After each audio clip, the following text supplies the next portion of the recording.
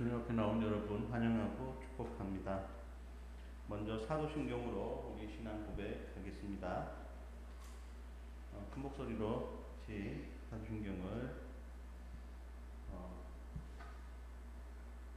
시작하겠습니다. 나는 전능하신 아버지 하나님 천지의 창조주를 믿습니다. 나는 그의 유일하신 아들 우리 주 예수 그리스도를 믿습니다. 그는 성령으로 잉태되어 동정녀 마리아를 신하시고 본디오 빌라도에게 고난을 받아 십자가에 못 박혀 죽으시고 장사된 지 사흘 만에 죽은 자 가운데서 다시 살아나셨으며 하늘에 오르시어 전능하신 아버지 하나님 우편에 앉아 계시다가 거기로부터 살아있는 자와 죽은 자를 심판하러 오십니다. 나는 성령을 믿으며 거룩한 공교회와 성도의 교제와 죄를 용서받는 것과 몸의 부활과 영생을 믿습니다. 아멘. 헌금 찬송 읽겠습니다.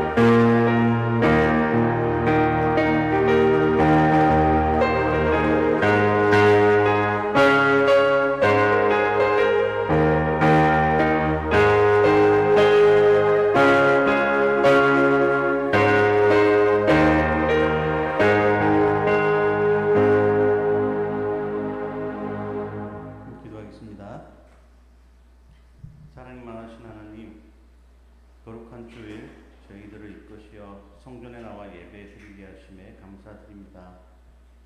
저희들의 믿음 없음을 용서해 주시고 주님 안에서 승리하는 우리 중고등부가 될 수 있도록 인도하여 주시옵소서. 우리 중고등부의 온전한 예배가 회복되게 하여 주시옵소서. 이제 점점 날씨가 더워지고 있습니다. 진학을 앞둔 중3, 고3 아이들 더위 지치지 않게 하시고 건강하게 학업을 성취할 수 있게 하여 주시옵소서. 다른 우리 친구들에게도 동일한 역사가 이루어지기를 소원합니다. 그들의 계획을 붙들어 주시옵소서.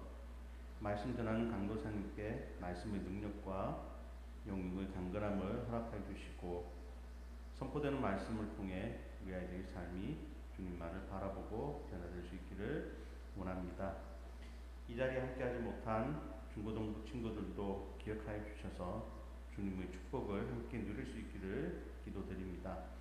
이 모든 말씀 우리 주 예수 그리스도 이름으로 기도드렸습니다. 아멘.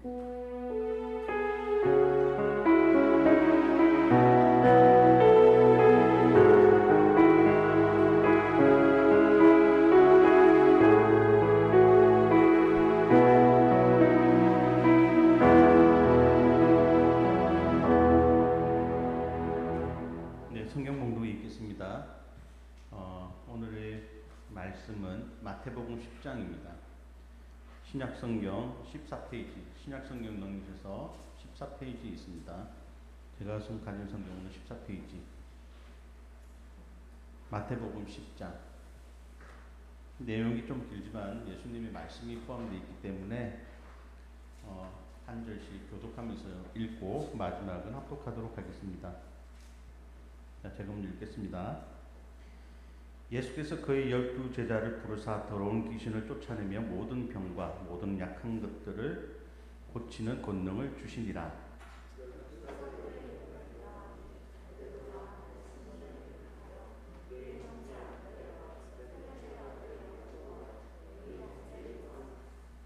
빌립과 비돌롬의 도마와 세리마테 알페오의 아들 야고보와 다데오.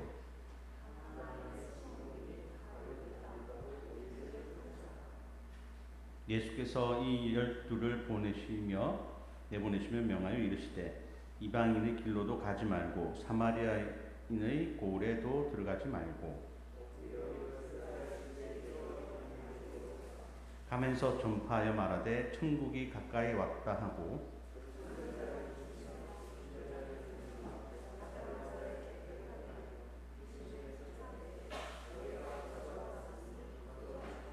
너희 전대에 금이나 은이나 동을 가지지 말고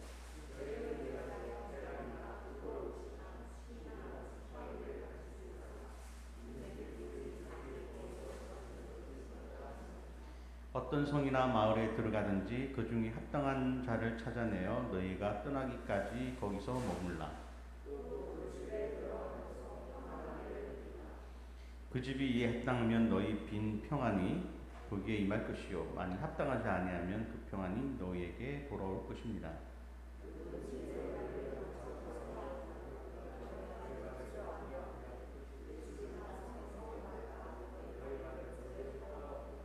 내가 진실로 너희에게 이르노니 심판의 날에 소돔과 고모라 땅이 그 성보다 견디기 쉬우리라.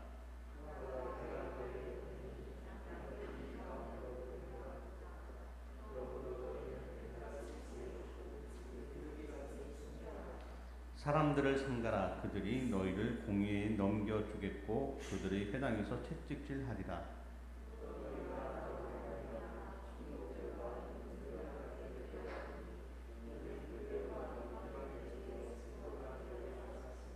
너희를 넘겨줄 때에 어떻게 또는 무엇을 말할까 염려하지 말라. 그때 너희에게 할 말을 주시리니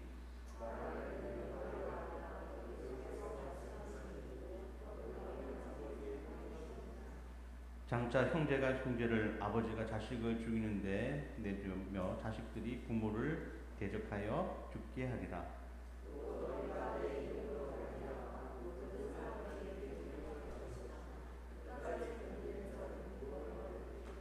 이 동네에서 너희를 박해하거든 저 동네로 피하라. 내가 진실로 너희에게 이르노니 이스라엘의 모든 동네를 다 다니지 못하여서 인자가 오리라.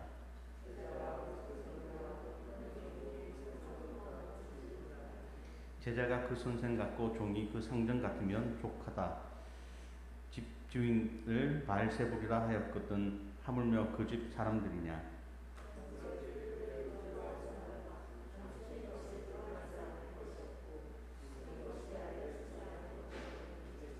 내가 너희에게 어두운 데서 이르는 것을 광명한 데서 말하며 너희가 귓속말로 듣는 것을 집 위에서 전파하라.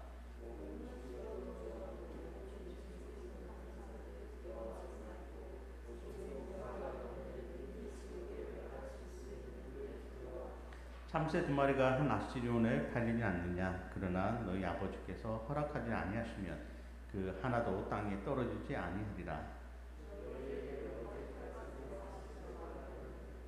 두려워하지 말라. 너희는 많은 참새보다 귀하니라.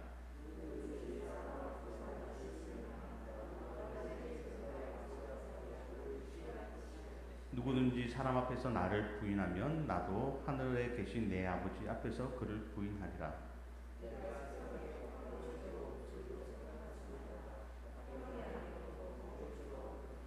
내가 온 것은 사람이 그 아버지와 딸이 어머니와 며느리가 시어머니와 불화하게 하려 함이니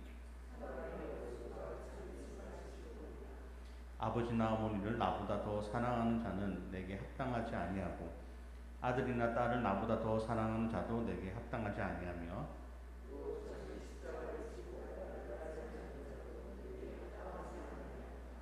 자기 목숨을 얻는 자는 잃을 것이요 나를 위하여 자기 목숨을 잃는 자는 얻으리라.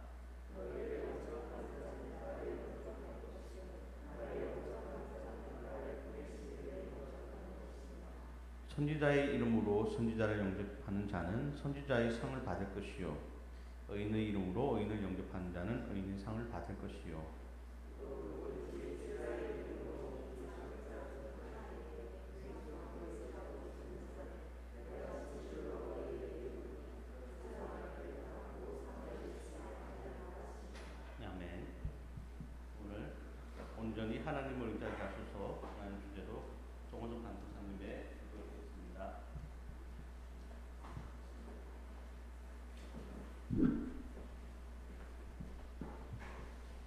기도하겠습니다. 하나님 아버지 감사합니다. 거룩한 주일을 맞이하여 이 자리를 기억하고 또 이 자리에 나오게 한 우리 아이들, 학생들 주님 기억하여 주시고 또 이 자리에 못 나온 우리 학생들이 있습니다. 하나님 같이 함께 예배드리며 성전 예배가 회복되어질 수 있도록 주님 도와주시옵소서. 주님께 감사드리며 살아계신 예수님의 이름으로 기도드립니다. 아멘. 네, 반갑습니다. 한 주도 잘 보냈나요? 우리 친구들, 우리 학생들? 네. 하여튼 오늘 말씀의 제목은요, 한번 따라해봅시다. 온전히 하나님을 의지하게 하소서. 네, 온전히 하나님을 의지하게 하소서입니다. 우리 마태복음은 우리가 책을 보면은 다 그 책에 대한 어떤 읽은 자 대상이 있죠, 대상. 근데 마태복음의 첫 번째 대상은요, 독자의 대상은 누구냐면요, 따라합시다. 유대인이었어요,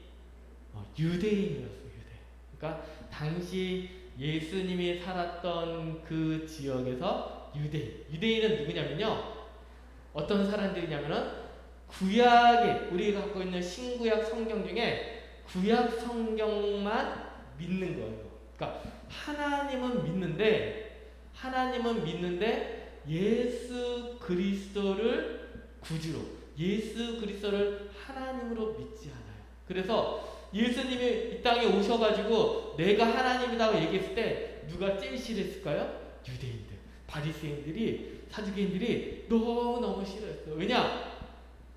자칭 나사렛에서 태어난, 베들레헴에서 태어난 그 예수가 자기가 하나님이라니까 좋아하겠어요? 싫어하겠어요? 아주 싫어했어요. 이러한 부분으로서 바로 예수님의 제자들은, 특별히 마태는 유대인들에게 너희들이 기다리는 메시아, 너희들이 기다리는 그 메시아, 구약에서 예언됐던 너희를 구원할 구원주 메시아가 바로 누구다? 예수 그리스도다라고 바로 마태복음에서 구약에 있는 말씀들을 많이 인용해서, 구약에 있는 말씀들을 인용해서 예수 그리스도가 누구다? 바로 구원자이시고 메시아이시고 하나님이시다는 것을 이제 마태복음에서 소개하고 있습니다. 그래서 1장에서는 어떻게 되냐? 누구의 족보를 시작하냐면요, 그 예수님의 족보인데 1장 1절에 아브라함과 다윗의 자손 예수 그리스도의 계보라. 아브라함과 다윗의 자손. 즉 유대인들이 누구를 제일 중요시 여기냐면은 바로 아브라함, 믿음의 조상 아브라함, 다윗. 이 아브라함과 다윗을 매우 중요하게 여겼던 유대인들이었어요. 근데 그 아브라함과 다윗으로부터 누가 태어났다는 것을 보여주겠어요? 예수 그리스도. 이를 통해서 유대인 너희들이 믿는, 너희들이 아는 예수님은 곧 누구다? 하나님의 아들이고 약속된 메시아라는 것을 설명하고 있습니다. 그리고 2장에서는 바로 동방박사를 통해서 또 이렇게 황해도에서 예수 그리스도의 태어나심이 나오고요. 그리고 3장에서는 예수님의 사역이 바로 시작되지 않습니다. 예수님께서 사역하기 전에 바로 누가 나타나요? 누가 등장하게 돼요? 세례 요한이 광야에서 주의 길을 예비하는 그런 세례 요한의 사역이 있었어요. 그리고 4장에서는 예수님께서 광야에서 시험을 받으십니다. 40일 동안 굶주리고 돌을 떡덩이가 되게 하라, 높은 데서 뛰어내리라. 이런 마귀의 시험에서 바로 무엇으로 승리하십니까? 하나님의 말씀으로 승리하십니다. 그리고 지난주에는 강도사님이 마태복음 5장에서 5, 6, 7장에서는 예수님께서 산에서 무엇이라고 했어요? 산상보후 해가지고 특별히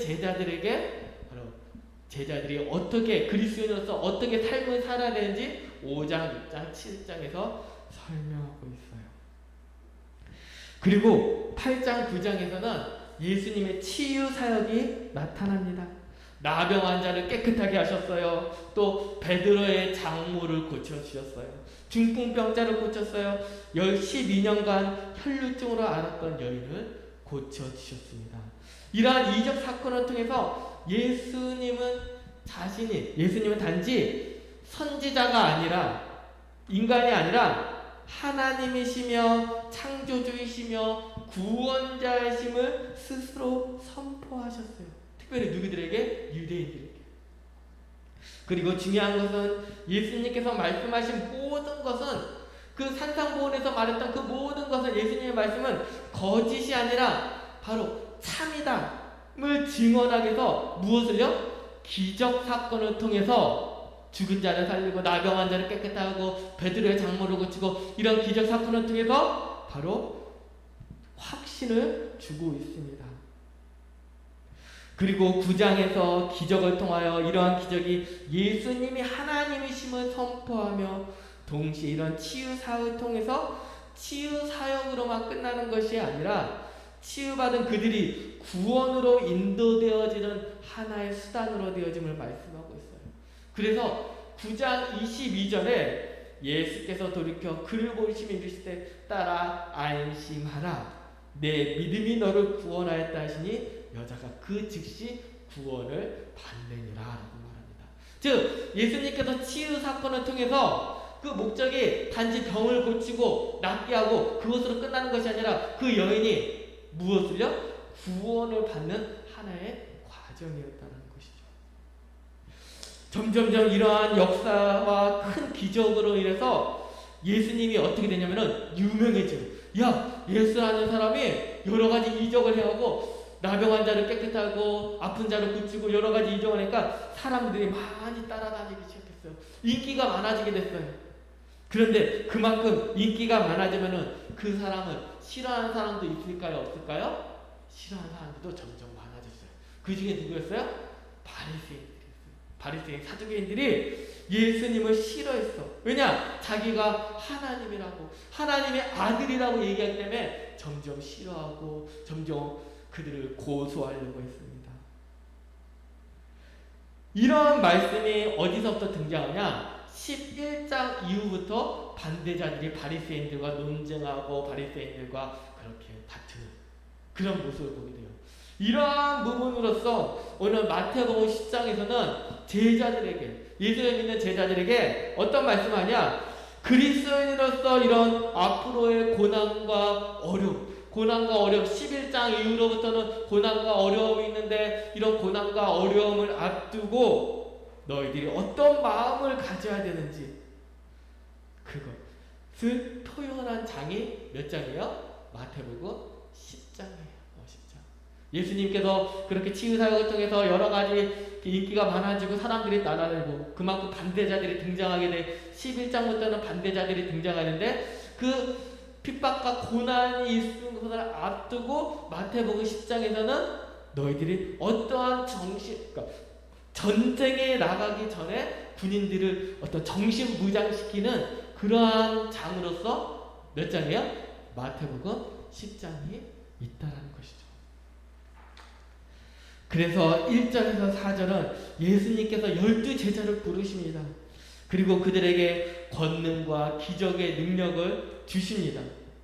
그리고 5절부터 15절까지는요. 예수님께서는 복음을 어떻게 전해야 되는지 그리고 16절부터 39절까지는요. 핍박에 대한 어려움과 함께 어려움, 고난이 있지만은 너희들을 위로를 주십니다. 그리고 40절부터 42절까지는 이러한 고난과 어려움이 올 때 참고 인내할 때 얻어지는 축복을 예수님께서는 약속하십니다. 우리 10장 1절 말씀 같이 한번 읽어볼게요. 10장 1절이요. 시작. 예수께서 그의 12제자를 부르사 더러운 귀신을 쫓아내며 모든 병과 모든 약한 것을 고치는 권능을 주시니라. 아멘. 예수님께서는 12제자를 선택하십니다. 특별히 성경에서는요 12라는 숫자는 좀 상징적이고 의미 있는 완전수로서 의미가 있습니다. 그래서 요한계시록 21장 12절에서 새 예루살렘을 표현하는데 거기서 크고 높은 성곽이 있고 문이 몇 개냐면 12문이 있고 또 12천사가 있고 이스라엘 12지파의 이름들이라. 그래서 완전수를 말하고 있어요. 그리고 이러한 교회는 열두 사도의 말씀과 고백 위에 교회가 세워집니다. 에베소서 2장 20절에 너희는 사도들과 선지자들의 터 위에 세우심을 입은 자라. 그리스도 예수께서 친히 모퉁이 돌이 되셨느니라 라고 말씀합니다. 즉 교회가 그냥 세워진 것이 아니라 예수님께서 말씀하시고 또 그 예수님께서 말씀하신 모퉁이 돌이 되셔가지고 사도들과 선지자들의 터 위에 세우심을 입었다고 말씀하고 있습니다. 그래서 우리는 예수님의 말씀을 사도들을 통해서 바르게 해석된 말씀을 통해서 살펴봐야지 우리는 잘못된 길로 가지 않습니다. 사도들을 통해서 예수 그리스도의 복음이 전파되어집니다. 그리고 교회가 세워집니다. 그리고 초대교회에는 여러 가지 이적들이 나타납니다. 이유는 이들이 말한 복음, 예수 그리스도를 참으로 진실되게 확증하기 위해서 증언합니다. 12제자 베드로, 안드레, 야고보, 요한 등등이 선택되어지며 이러한 사람 통해서 하나님의 일이 시작되어집니다. 그리고 우리 6절, 7절, 8절 한번 읽어보겠습니다. 6절, 7절, 8절이요. 시작. 오히려 이스라엘 집에 잃어버린 양에게로 가라. 가면서 전파하여 말하되 천국이 가까이 왔다 하고 병든 자를 고치며 죽은 자를 살리며 나병한 자를 깨끗하게 하며 귀신을 쫓아내되 너희가 거저받았으니 거저주라. 아멘. 그리고 예수님께서는 당시에 이스라엘에 참 지도자, 목회자가 없었음을 말씀하고 있어요. 그래서 성도들을 표현하기를 잃어버린 양이라고 표현하고 있습니다. 지금 이스라엘에 있는 유대인들, 이스라엘에 있는 사람들이 잃어버린 양처럼 헤매고 있는 상황을 말씀하고 있습니다. 그리고 예수님께서 말씀하고 계세요. 뭐라냐? 가면서 전파하여 말하되 천국이 가까이 왔다. 천국이 가까이 왔다. 즉 이러한 복음이 진실되며 예수 그리스도가 구원자이심을 확실하기 위해서 병든 자를 고치며 죽은 자를 살린 이적을 통해서 바로 예수님의 말씀이 참임을 확증하고 있습니다. 그리고 예수님의 복음을 전할 때 9절 10절 말씀 우리 같이 한번 읽어볼게요. 같이 9절 10절이요. 시작. 너희 전대에 금이나 은이나 동을 가지지 말고 여행을 위하여 배낭이나 두벌옷이나 신이나 지팡이를 가지지 말라. 이는 일꾼이 자기의 먹을 것 받는 것이 마땅하니라. 아멘. 제자들에게 금이나 은이나 동을 여행을 위한 배낭 아무것도 가지지 말라고 말씀합니다. 이러한 것이 오히려 하나님의 복음을 전하는데 무엇이 될 수 있어요? 방해가 될 수 있다. 즉 오직 누구만 바라보고 삶을 살라는 거예요? 하나님 주님만 바라보며 복음을 전하라고 말씀하고 있습니다. 그리고 이러한 것이 없음을 통해서 부족함을 통해서 우리가 부족하면은 누구를 더 의지하게 돼요? 하나님, 예수님을 더 찾게 된다는 거예요. 주님께서 공급하시는 놀라운 경험을 체험하라고 말씀하고 있습니다. 실제로 제자들이 예수님께서 명령한 대로 나아가서 전도합니다. 그에 대해서 예수님께서는요, 누가복음 22장 35절에 묻습니다. 뭐라느냐? 그들에게 이르시되 내가 너희를 전대와 배낭과 신발도 없이 보내었을 때에 부족한 것이 있더냐? 내가 너희에게 그 전대나 아무거나 가방, 배낭이나 신발도 없이 보내었을 때 부족한 것이 있었느냐? 그럴 때 제자들이 뭐라고 대답하면 없었나이다 라고 말씀합니다. 그렇습니다. 제자들이 예수님의 말씀대로 순종하여 전도하러 나아갑니다. 그들에게는 부족한 것이 없었습니다. 아무것도 없이 나아갔을 때 의지할 분은 오직 하나님 한 분만임을 바라보게 됩니다. 그리고 그들에게는 기도할 수밖에 없습니다. 그러한 속에서 채워지는 경험을 통해서 하나님이 나와 함께 하시는구나 고백하지 않을 수 없습니다. 물론 이러한 내용이 평생 동안 이러한 부분으로 살아야 되냐 그런 의미보다는 그렇게 예수님께서 단기간에 짧은 기간에 이렇게 삶을 사셨던 것처럼 이 단기간에 삶을 사면서 이러한 부분을 우리에게 말씀하고 있어요. 이제 강조사님도 대학교 1학년 때 이제 그 선교단체에 있었거든요. 그 선교단체에서 보면요, 이제 수련회를 마치고 거기서는 전도여행을 갔어요. 전도여행을 갔는데 어디로 갔냐면은 천안 지역으로 갔습니다. 천안 지역으로. 그때가 언제야? 그러니까 1998년도입니다. 98년도. 천안 지역에 갔는데 거기서 전도여행을 가는데요. 전도여행을 그러니까 아무 무일푼으로 이제 가는 거예요. 그래서 천안에 갔을 때 그때 이제 여러 그 대학교 선배님들과 같이 갔는데 이제 숙식이 잘 입고 싶이라고 이런 부분이 필요하잖아요. 근데 이제 그 천안 지역에서 내려서 이제 전화를 이제 그 순장님 하여튼 거기 대빵이 저희 그 대장이 그 교회에 전화를 해서 우리는 이 지역에 이제 전도하러 왔습니다. 이렇게 해서 CCC라는 단체에서 이제 전도하러 왔습니다. 그랬더니 목사님이 그렇게 얘기하시는 거예요. 뭐라고 했냐면은 그러냐고 잘 왔다고 뭐냐면은 지금 그 목사님께서 전도하기 위해서 전도지를 이렇게 출력해가지고 전도지를 준비했는데 지금 전도하는 그렇게 준비하며 나아가는데 지금 전도할 사람이 없어가지고 좀 그런 상황이었대요. 근데 저희가 때마침 그 지역에 내려서 이제 전화를 해서 자초지종을 얘기하고 이 지역에 전도가 떠서 다 그게 맞은 거예요.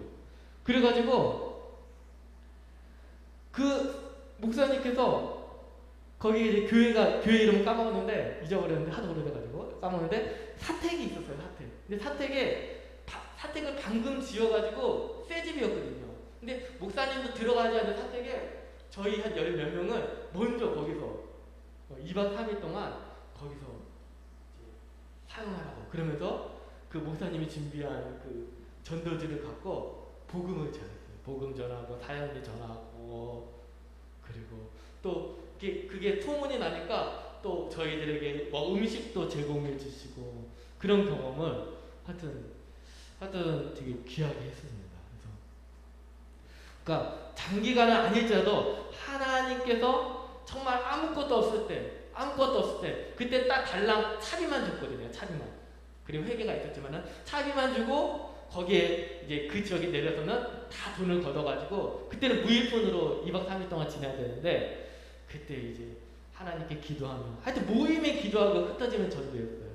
그러면서 그 아이들에게 축구도 하고 그 운동장에서 같이 놀고 그랬던 경험이 있었어요.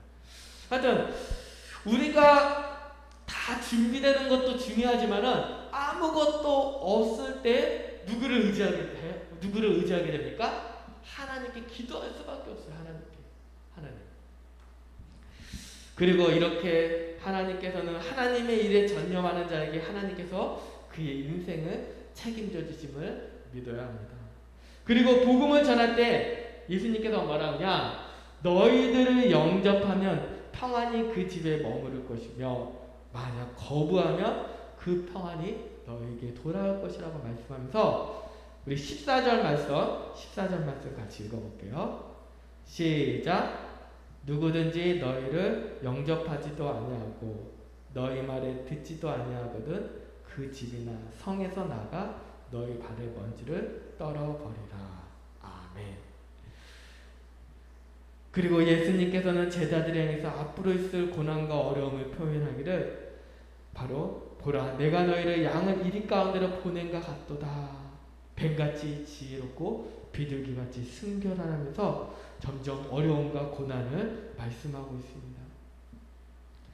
이러한 지혜와 순결함은 오직 하나님을 경외하면서 나옵니다. 하나님만을 두려워할 때 바른 지혜가 나옵니다. 그래서 복음을 전하다가 핍박을 받고 미움을 받고 임금들 앞에 끌려가고 가더라도 두려워하지 말라라고 주님께서는 말씀하십니다. 그리고 28절에 말하기를 몸은 죽여도 영혼은 능히 죽이지 못하는 자를 두려워하지 말고 오직 몸과 영혼은 능히 지옥에 멸하시는 일을 두려워하라 라고 말합니다. 세상 권세에 결코 두려워하지 말고 오직 우리가 두려워하고 믿고 의지할 분은 누구시다는 거예요? 하나님 한 분만 나아가라는 거예요. 이러한 부분으로서 34절에서 37절에 그 가족 간의 관계도 말씀하세요. 내가 세상에 화평을 주러 온 줄로 생각하지 말라. 화평이 아니요 검을 주러 왔노라. 내가 온 것은 사람이 그 아버지와 딸이 어머니와 며느리가 시어머니와 불화하게 하니 사람의 원수가 자기 집안의 식구니라. 아버지나 어머니를 나보다 더 사랑하는 자는 내게 합당하지 아니하고 아들이나 딸을 나보다 더 사랑하는 자도 내게 합당하지 아니하며. 이 말씀을 읽으면 좀 오해하기가 쉬워요. 예수님께서 이 땅에 오신 것이 사람이 아버지와 딸이 어머니와 불화하게 하며 가족 간에 서로 싸우기 위해서 원수가 되기 위해서 예수님이 이 땅에 오셨는가라고 오해할 수 있습니다. 그러나 중요한 것은 그것이 아니라 이 말씀은 우리가 중요성을 들 때는 먼저 누구를 사랑해야 된다는 거예요? 먼저 하나님을 사랑하고 하나님을 경외해야 된다는 거예요. 하나님보다 더 사랑하고 더 두려워하면은 그것은 우상이에요. 우상. 따라합시다. 우상이에요.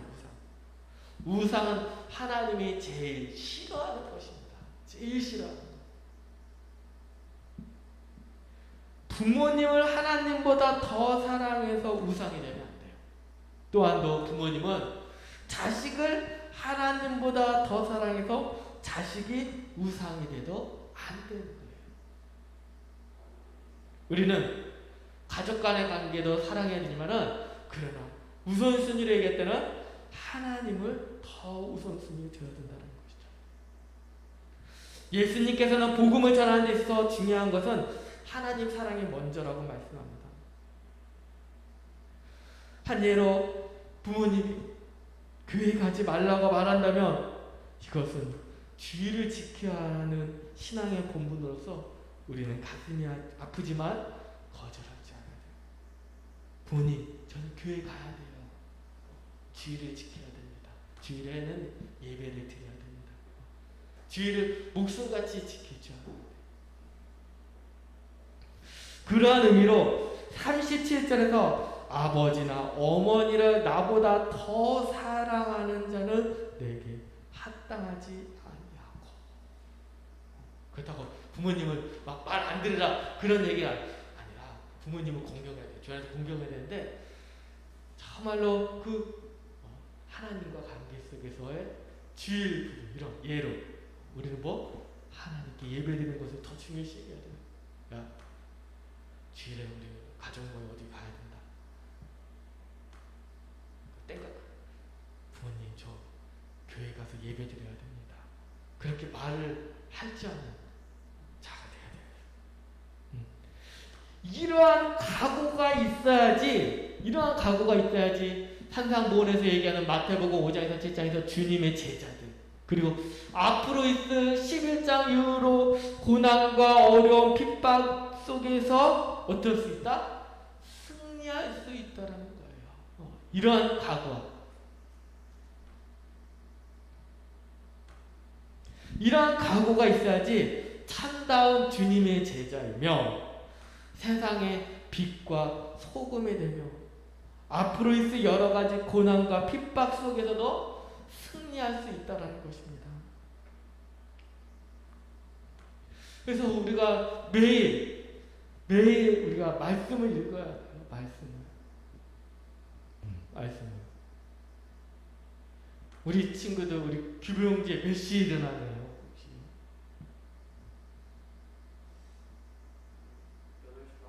8시 반?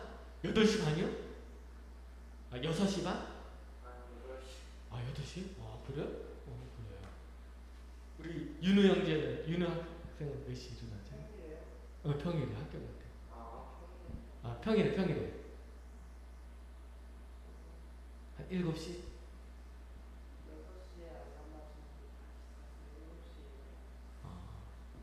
하여튼 우리가 조금 일찍 일어나서 먼저 하나님 말씀 기도하고 시작해요. 하나님 말씀 읽고 30분만 일찍 일어나서, 지금 다 각자 일어나는 시간은 다 다를 거예요. 30분만 일찍 일어나서 강도사님이 주보 뒷면에 그 읽어야 될 본문을 한 장씩 적어놨어요. 읽었으면 좋겠어요. 강도사님도 우리 친구들이 매일 성경을 읽을 수 있도록 어떻게 할까? 그래서 강도사님 그 전날에 이렇게 좀 준비를 해가지고 우리 선생님들 통해가지고 이렇게 전달을 해가지고 아이들이 읽을 수 있도록, 또 우리 선생님들도 같이 평일에 기도하면서, 우리는 매일매일 말씀 없이 기도 없이 살 수 없어요. 그렇게 산다는 것은 어쩌면 교만일 수 있어요.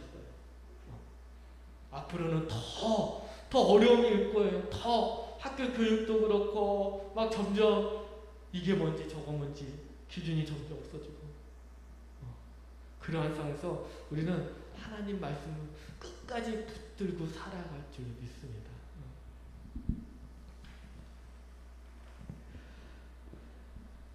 그래서 말씀을 맺겠습니다. 오늘 같이 강도사님 오늘 포인트는 뭐냐면은 아무것도 없이 복음을 전하러 갔을 때 주님께서 공급해 주셨다는 거예요. 예수님을 온전히 믿고 나아갔을 때, 그리고 그 믿는 것의 출발은 뭐냐? 말씀과 기도예요. 말씀과 기도. 항상 우리 말씀과 기도로 하루를 시작하는 우리의 삶이 되길 소망합니다. 우리 아까 찬양했던 내 영혼은 안전합니다. 우리 같이 찬송하겠습니다. 찬양하겠습니다. 정말 우리가 안전하고 의지할 분이 누구신지를 생각했으면 좋겠습니다. 아버지 그 품 안에서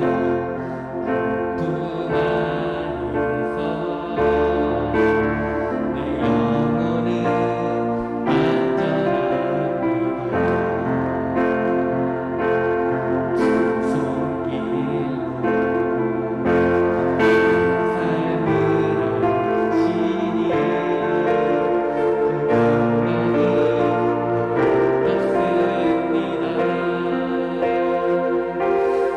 손길로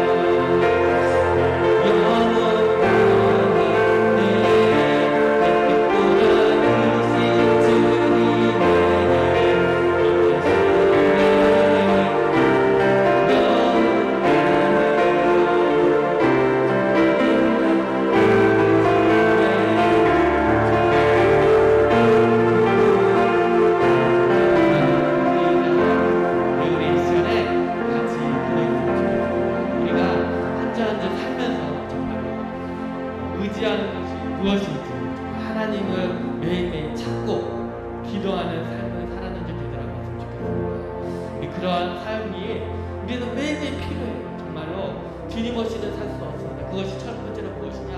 하나님께 기도하는 것이에요. 하나님의 말씀에 있는 것이요.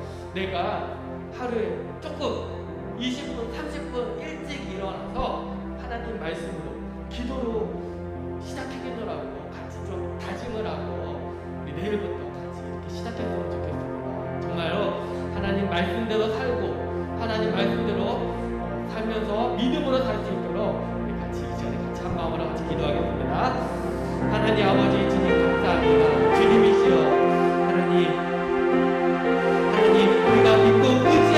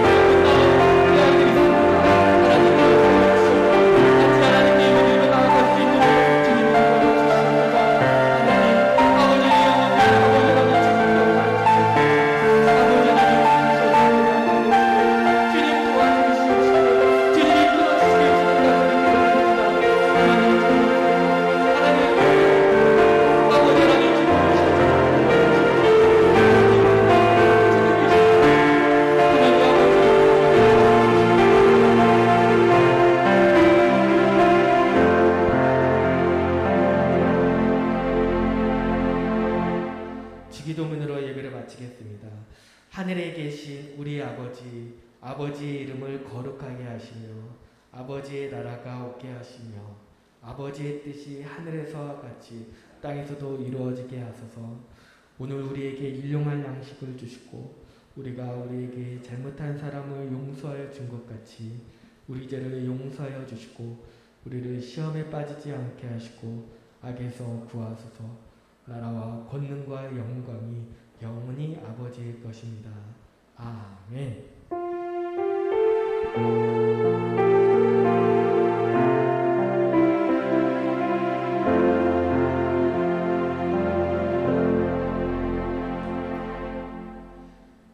중고등부 예배에 나와 우리 여러분들을 진심으로 환영합니다. 우리 앞에 뒤 옆사람과 한번 우리 인사 한번 하겠습니다. 반갑습니다. 반갑습니다. 우리 두 번째, 우리 같이 한번 읽어볼게요. 시작! 아침에 일어나서 부모님께 문안 인사드리는 예의 바른 친구들이 되길 소망합니다. 세 번째요. 다음 주 예배 후에는 놀이터, 우리 6월 마지막 주죠, 다음 주가. 놀이터에서 무엇을 하겠습니까? 배드민턴 하겠습니다. 박수! 우리 같이 배드민턴 해가지고 저기 놀이터에서 같이 함께 하는 시간 가졌으면 좋겠습니다. 그리고 네 번째, 6월 25일, 그러니까 이번 주 돌아오는 토요일 7시에 우리 생수계 찬양 집회를 해요. 생수계 찬양 집회. 우리 저기 누가 한주희 전도사님이랑 우리 청년들 해가지고 준비해서 하니까 우리 학생들도 같이 함께 했으면 좋겠습니다. 그리고 다섯 번째, 우리 아까 강사님이 설교했던 것처럼 몇 분? 30분 일찍 일어나서 매일 성경 한 장씩 같이 기도하고 읽으면 좋을 것 같아요. 한 장씩. 강조사님도 하여튼 좀 선생님 통해 가지고 좀 어떻게 보낼게요. 하여튼 뭘 준비해 가지고 노력을 해볼게요. 강조사님도 노력할 테니까 우리 친구들도 노력해서 같이 함께 했으면 좋겠습니다. 그리고 다음 주 예배 선교인은 정은경 선생님이십니다. 우리 각자 선생님 찾아가서 군박 공부하겠습니다.